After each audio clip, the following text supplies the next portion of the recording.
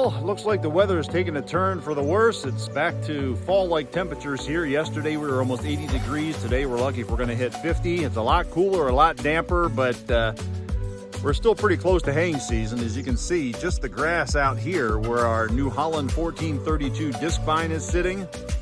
This is what our hay fields are looking like already for only the first week in May. So everything's growing a lot faster. I'm getting behind. So what we're going to be doing today is changing the disc knives and the cutter bar oil. So I'll walk you through those steps in case you got one of these big beasts here. It's a 13-foot wide cut Discbine with the flail conditioners in it, and we'll take it step by step. So obviously the first thing you have to do is gain access to where the disc knives are, or the cutter bar.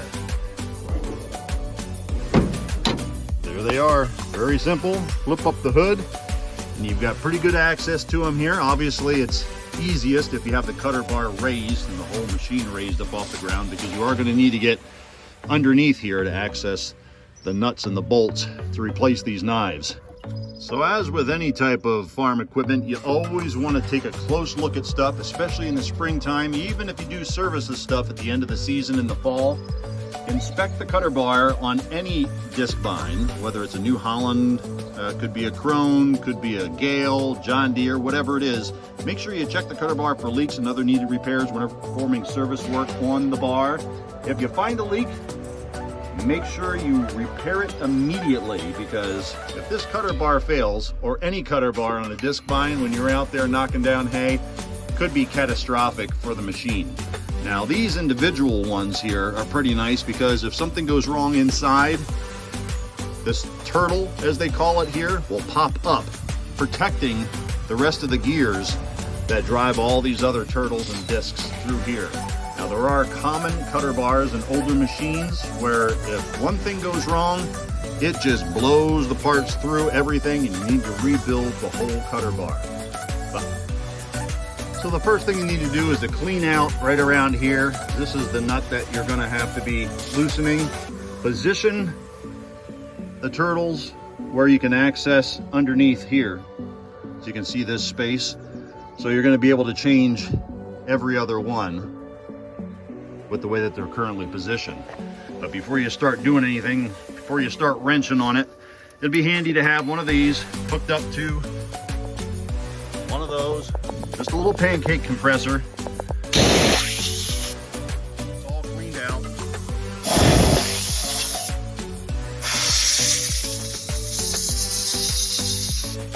Easier. And then you take either a block of wood or one of these handy dandy little things here called a foo bar. Got this on Amazon.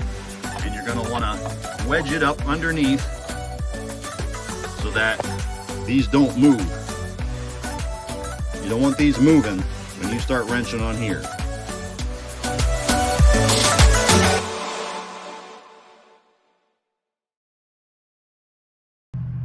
Once the bolt is loosened, take the bolt out, take this guard off, set it to the side, and then down underneath here, you may have to tap on the top here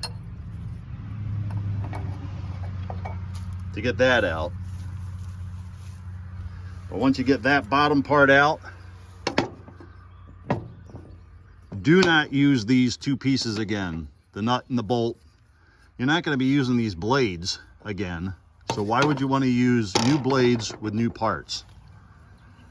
Spend the extra money, get all new parts. That way you know everything will be snug, tight, and balanced.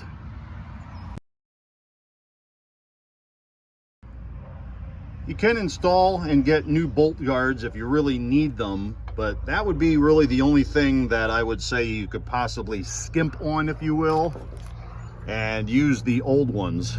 This one's in still pretty good shape. It doesn't look like a new part, but this will still work. So make sure you put that back on, and then put in your new bolt. It already has some Loctite on it. That way it won't work itself back out when the vibration from the machine doing the mowing starts. If it doesn't have any Loctite on it, you got the wrong bolts. Take them back and go to your New Holland dealer, your John Deere dealer. I don't recommend buying parts online. If you can get them right from your local dealer for the specific machine, that's always the best way to go.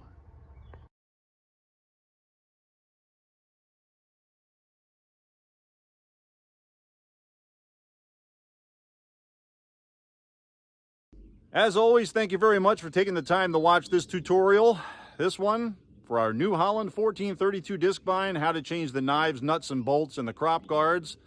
Next video will be how to change the oil in the cutter bar. You want to make sure you do that at the beginning of every season as well. And we'll tell you why in the next video. Make sure you like this video, subscribe to my channel, and we'll see you next time.